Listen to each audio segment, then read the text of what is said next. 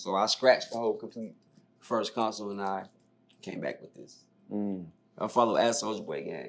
What do you see? Do you see this in every kid's household? Like, what's your vision for this? Man, are you crazy, bro? This shit finna be, PS5 was discontinued.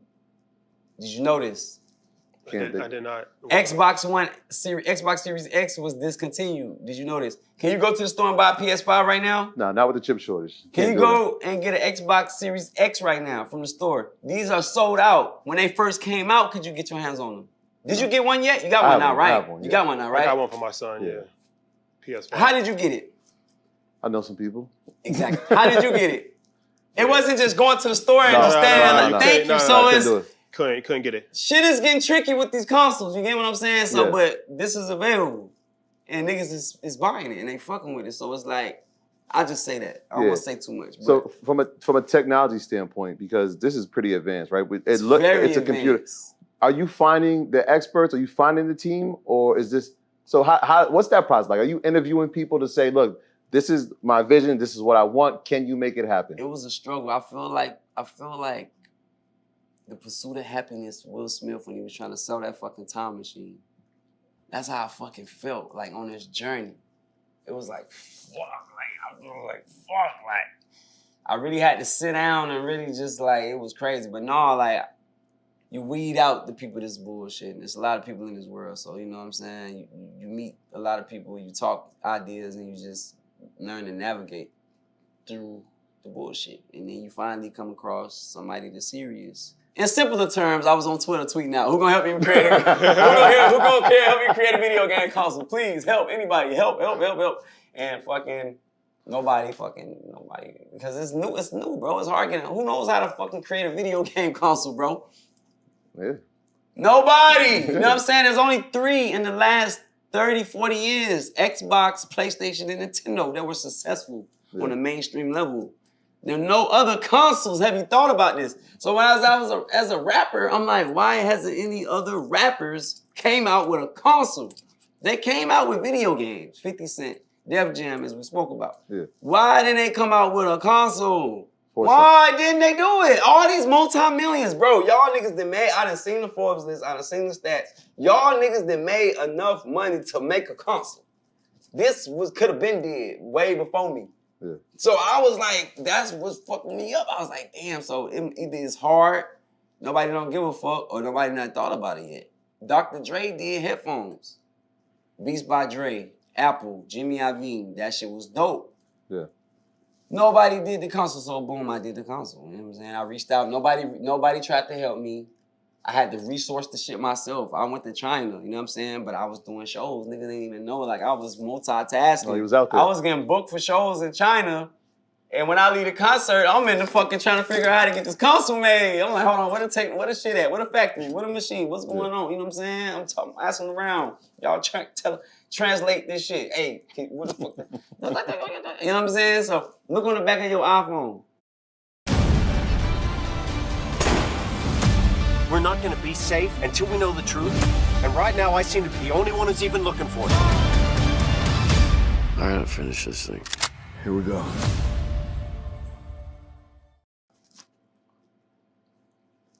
They took it off now because Big Draco exposed them at the Breakfast Club. It used to say, made in China on the back of this motherfucker. They smart. iPhones are made in China.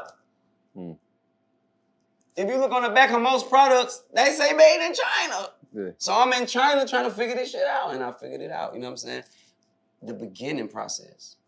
Yeah. That shit ain't gonna work. I'm a black man, rapper, hip-hop artist trying to create a concept. That ain't gonna work like that. I had them reach out to me. They found me. They came to me and was like, yo, we want to pay you for some other shit. It ain't even having to do with the console. We want to pay you to do something. And as I'm doing my due diligence, I'm like, hold on. Y'all want to help me do a video game console? Hell yeah. TRDRpocket.com, Trader Pocket. So how expensive has the process been? Because you said no, a lot of dudes in the Forbes couldn't do it, but Big Draco is doing it. They could do it, but they haven't. They didn't do it. It's very costly. very costly, but it's worth it though in the end. Yeah. You know what I'm saying? It's like you said, it's an asset.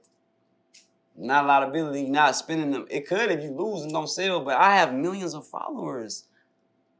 I have 11 million followers on Facebook.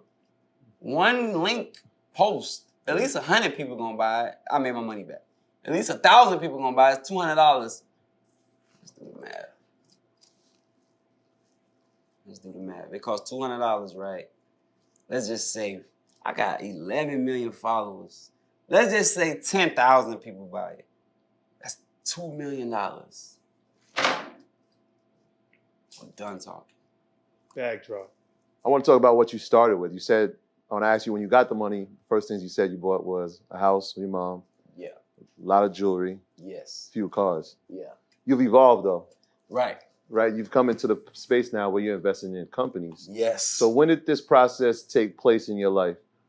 I just think as I got older, like with time, and just kept like hearing people talk, like you be around people, and like my homies was just kept putting me up on shit. And you know, after people tell you stuff for so many times, you listen eventually. So I'm gonna tell you like this, right? Boom. When did you find out about Bitcoin? 2012. Only because of music. Yeah, because I wasn't invested, but I knew about it. Because at the time. No. No, when I was. No. When did you invest in Bitcoin? Oh, 2017. How much was it? I'm getting in 7, your pockets. You ain't got to answer. 7,000. 7,000 when you got in? Fuck. When did you invest in Bitcoin? I got in right before he did. What was 2017, Bitcoin was $6,000. $6,000. When I heard about Bitcoin, that shit was like $200. 200? Yeah. You know why I said I knew about it? Is because, like you, I was doing music online. I was downloading it, statute of limitations. But they were cracking down on it, right? You couldn't do LimeWire, and what they were doing, they were charging people with like 20 years. And so that was the way, if you had Bitcoin, they couldn't trace the money.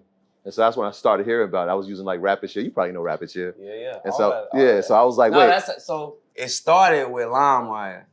You know what I'm saying? Shit like Napster, BearShare, like the fucking illegal downloading websites. So how I really like jumped off, like, but this was no face to it, like no platform, like no profile. You know what I'm saying? So LimeWire, for the people that don't know, people do know, is where you can download music illegally for free. You know what I'm saying? So hella people was doing this shit around this time. So what I did was I went to look at the top most downloaded songs on LimeWire, where niggas was downloading. And I would go look at the top 10 songs on the Billboard charts at that time.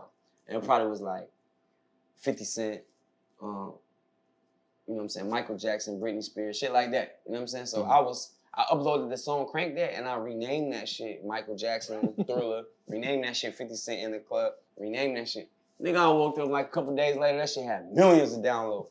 People was downloading like Christina Aguilera. Thinking they gonna get 50 Cent and they getting your and hitting play, and that shit was going, Soulja Boy, you know what I'm saying? But like, that's how I really was popping off, but niggas ain't know who I was. You know what I'm saying? So that's like when I started making like MySpace pages and YouTubes and SoundClick, niggas started like, oh yeah, I heard of Soulja Boy. And that's how my shit was just going so fast because people already heard my song. So let's talk about this Bitcoin situation. You invested in Bitcoin and it was $200, or you heard about it? I don't really want to get to saying my business like that on here, but yeah, but long story short, my partner was telling me about Bitcoin when it was like $200, and he just kept telling me about it. He was like, man, to get Coinbase.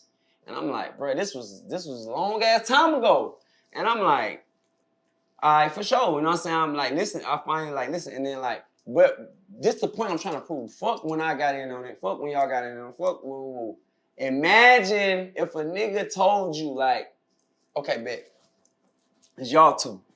He telling you when Bitcoin was $100 every day for 2 months straight. Hey, bro, when he pull up, like y'all chilling and kicking at work, or when y'all pull up and link up. Hey, bro, you need to get Bitcoin. You need to get Bitcoin. Get Coinbase. I know you just made 10,000 for doing this. Go put 2,000 in Bitcoin. He telling you this every day for like 2-3 months, right? And you looking at it. You open up Coinbase, you look at the $100, you see the Bitcoin, you see what he talking about, because it's your boy. Yeah. Boom, time go past, right? Let's just say you didn't do it. Time go past. You never listened. You said, man, watch out, bro. You never invested in it. You never listened to him. You woke up and it was $7,000. Sarah, you said you were